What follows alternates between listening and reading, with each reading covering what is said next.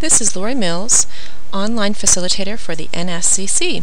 In today's lesson, we will look at section p.1, example 1, page 3, evaluating algebraic expressions using order of operations. First of all, let's take a look at the order of operations. Order of operations tells you what to do first when simplifying or evaluating an expression that has more than one operation.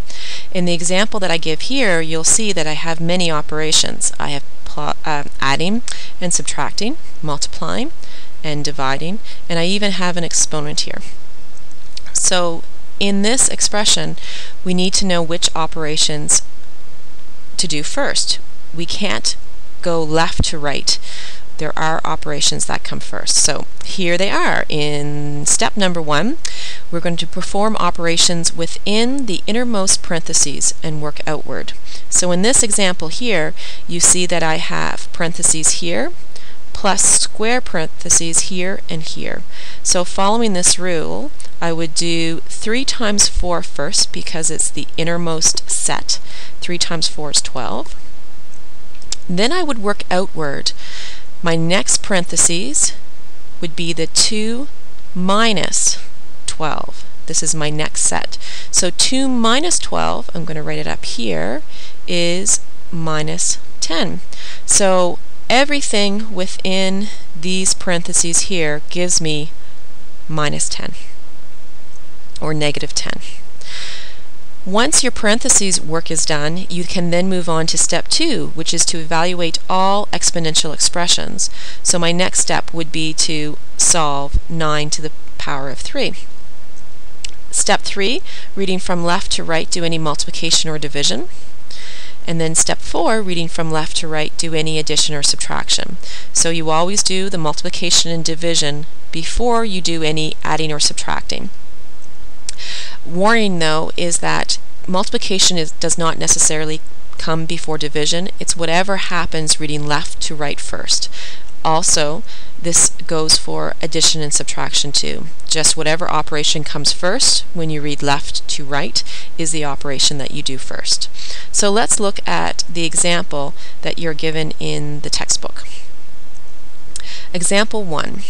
You're given 7 plus 5 and then in parentheses x minus 4 all to the power of 3. What's in the parentheses? And we're given x is equal to 6, and so the very first thing we need to do is substitute x in for 6. This is before we do any order of operations.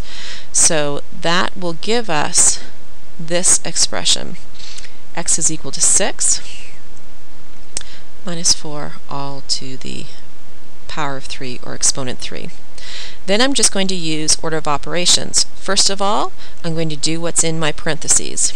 So here's my set, 6 minus 4. That's going to give me 2. And then 7 plus 5. There, my parentheses is done.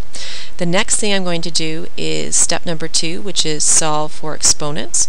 So 2 exponent 3 gives me 8 altogether. And my expression now looks like this: 7 plus 5 parentheses 8. You'll notice that 5 parentheses 8 actually means multiply. So whenever you see that, just know that that means multiplication. Step number 3 states do multiplication and division, or division next. So instead of doing adding, we are going to deal with 5 multiplied by 8, and that gives us 40. So my new expression is 7 plus 40. And this leads me to the last step, which is step 4, which is do any adding or subtracting. In this case we have adding, so my final answer, 7 plus 40, gives me a final answer of 47. So by using the order of operations, I am able to evaluate this expression to give me 47. Next, let's look at checkpoint 1.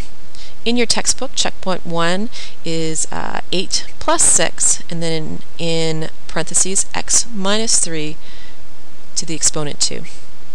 First of all, we want to substitute 13 in for x before we do any of our order of operations. So that's going to give me 13 minus 3, exponent 2, and 8 plus 6. Now, following order of operations, I need to do what's in my parentheses first. So 13 minus 3 gives me 10, and that's going to leave me with 8 plus 6, 10 to the power of 2. The second step in my order of operations is to do my exponent.